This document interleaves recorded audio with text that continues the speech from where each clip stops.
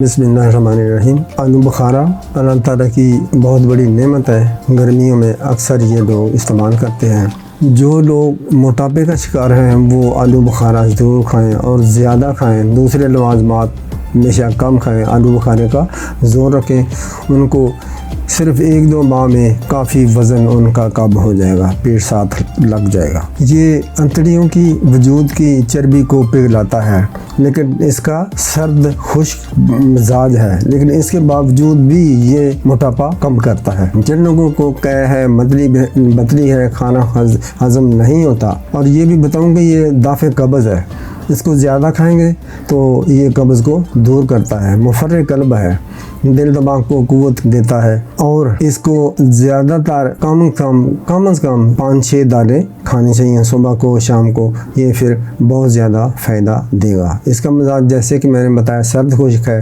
ये पित्त के लिए, हाथ पाँव की जलन के लिए बेहतरीन चीज़ है।